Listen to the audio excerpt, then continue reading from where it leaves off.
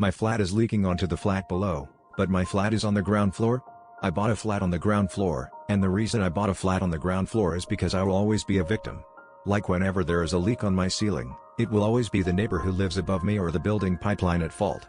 It's great being on the ground floor and okay, the view outside isn't great, but at least I won't be at fault for anything. Also, I won't be in trouble for causing noise, and so having a flat at the ground level is pretty practical. It's easier to move stuff in and out and it's all good.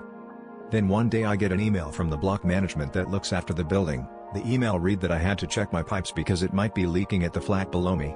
I was shocked, and the email also said how I am causing lots of noise for the flat below, and I then returned an email by typing my flat is at the ground floor. There is no apartment below me. And of course, block management always being too slow to respond, I wait hesitantly. I get another email from block management about how I am causing too much noise and that my flat is leaking below onto another flat. I then get onto the phone and I speak with them.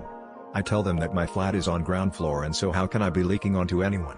The guy on the other end of the phone sounds confused. These office types, all they do is stay at the office and hardly ever come out to check what's going on with the flats. So the whole matter was just rubbed under the carpet. The email that sent them a complaint about me causing a noise and having a leaky pipe isn't an email belong to anyone who is living in these apartments. So it's also confusing. Then one day around midnight, I get a knock on the door.